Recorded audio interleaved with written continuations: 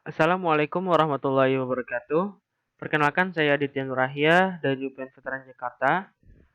Pada kesempatan kali ini saya akan memberikan tutorial pada program KMMI yaitu penerapan data mining menggunakan bahasa pemrograman Python dengan menerapkan algoritma C4.5 atau yang bisa kita kenal dengan algoritma decision tree atau pohon keputusan. Pada kesempatan kali ini, saya akan menggunakan data dari credit card fraud detection atau deteksi penipuan pada transaksi anonim credit card. Nah, untuk datanya sendiri yang saya gunakan adalah data dengan jumlah 173.000 data. Data ini saya dapatkan dari kaggle.com, website resmi untuk pengolahan data seperti data mining dan data scientist. Kemudian data ini saya download dan saya upload ke Google Drive yang saya punya. Langsung saja kita ke tutorialnya. Kita konekkan terlebih dahulu Google Colab yang kita punya ke kernel cloud Google. Kemudian kita mounting Google Drive yang kita punya. Seperti itu. Dan untuk langkah pertamanya, kita akan import beberapa library yang kita butuhkan untuk pemrosesan data mining ini seperti Pandas. Kita aliaskan dengan PD. Kemudian import NumPy. Ini kita aliaskan dengan NumPy. Kemudian matplotlib untuk visualisasinya. Nah, ini ketiga library dasar untuk pemrosesan data mining. Nah, kemudian di sini teman-teman di sebelah kiri kita adalah drive. Nah, kita cari data yang kita butuhkan yang sebelumnya sudah saya download dan saya upload. Di sini ada creditcard.csv, kita copy path-nya. Kemudian kita masukkan ke variabel df atau data frame. Nah, kita import datanya menggunakan metode read CSV karena filenya berformat CSV atau comma separate value. Nah, kita menggunakan read CSV, kemudian kita paste datanya, kita copy path-nya, kita kemudian paste. Nah, kita buka datanya. Jadi datanya seperti ini setelah diimport. Nah, ini ada sekitar 284.000 ya ternyata.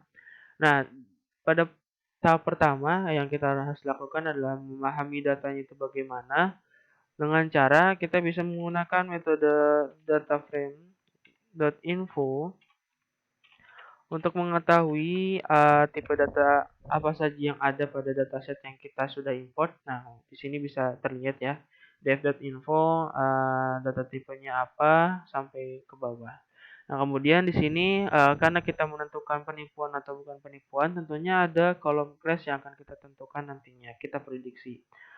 Nah, teman-teman juga di sini karena formatnya dari data tipenya ada berformat float, berarti kita bisa mencari nilai statistika deskriptifnya menggunakan metode yang bernama describe. Jadi kita bisa tahu berapa banyak datanya itu melalui variable count, terus ada mean atau rata-ratanya, standar defisinya, kemudian nilai minimumnya dan nilai maksimum, ada kuartil 3 dan kuartil 1 dan kuartil 2, seperti itu. Nah, next tahap berikutnya adalah data preprocessing. Karena datanya sudah bersih dan clear, hanya saja ada satu kolom yang harus kita keluarkan, yaitu kolom time. Karena kenapa? Kolom time ini tidak mempengaruhi prediksi dari kelasnya itu sendiri, gitu. Jadi di sini kita keluarkan kolom time-nya ini menggunakan metode drop df.drop, kemudian kita masukkan kolom yang akan kita keluarkan atau kita hapus. Kemudian axis yang mencirikan bahwa itu adalah sebuah kolom. Kalau axis 1 adalah sebuah kolom, kalau axis 0 itu baris. Nah, kita run, nah kemudian dia sudah mendrop atau mengeluarkan kolom time. Untuk langkah selanjutnya, kita akan menentukan variabel x dan variabel y, yang mana variabel x ini adalah kolom-kolom dependent yang berdiri sendiri atau independen yang menentukan kolom class nantinya. Nah, karena kolom x ini variabel x ini di luar dari kolom class, berarti kita harus drop dulu. Untuk variabel x ini kita drop. si kolom class-nya, karena kita tidak membutuhkan kolom class pada variabel X. Kemudian untuk variabel Y-nya sendiri itu adalah kolom class-nya itu sendiri. Seperti itu. Nah, Nah, setelah kita tentukan variabel X dan Y-nya, langkah selanjutnya yang kita lakukan adalah membagi dataset yang kita punya menjadi data train dan data test. Bagaimana caranya? Kita import terlebih dahulu library yang kita butuhkan, yaitu sklearn.model_selection import train test bit data. Kemudian kita tentukan data xtrain, terus kemudian xtest, ada ytrain, dan juga ada ytest. Kemudian di sini kita menggunakan library yang sudah kita punya, kita masukkan variabel y dan variabel x dan variabel y. Kemudian kita bagi untuk data size dari data testnya sendiri adalah 0,2 atau 20% dari data yang kita punya.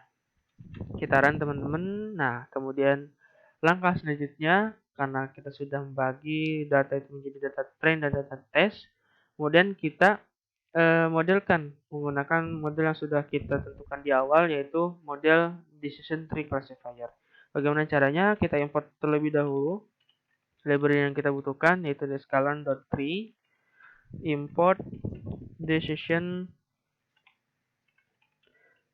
tree classifier. Nah, modelnya sini kita gunakan model yang sudah kita pernah pakai di tugas sebelumnya.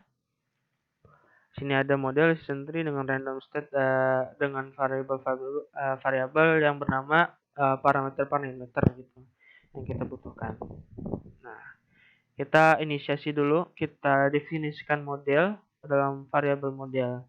Kemudian untuk classification kita fitkan data trend yang sudah kita punya. Data trend ini adalah data yang kita gunakan untuk melatih modelnya itu sendiri.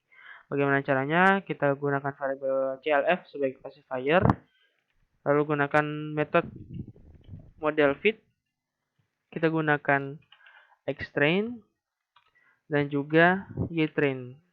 Gunanya apa? Kita melatih model yang kita punya dengan data yang kita sudah tentukan, data trend yang sudah kita tentukan. Nah, ini sudah bekerja. Kemudian untuk mengetahui seberapa besar akurasi dari model yang kita punya, kita gunakan metode score. Kita mengetahui seberapa besar akurasi melalui metode score ini menggunakan data test yang sudah kita siapkan.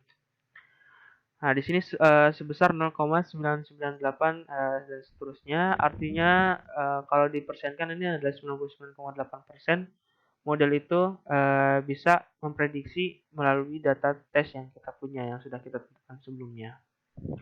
Nah, setelah ini kita gunakan visualisasi untuk memvisualisasikan bagaimana pohon keputusan itu bisa terbentuk dari model yang kita buat. Nah, kita langsung saja kita gunakan yang pernah sudah kita gunakan di tugas sebelumnya. Di sini ada sklearn.tree import export graphics. Nah, ini datanya sudah kita gunakan. Kemudian juga menggunakan graph untuk memvisualisasikannya. Nah, lalu coba kita lihat ya sebagai bentuk PDF-nya. Kita download terlebih dahulu.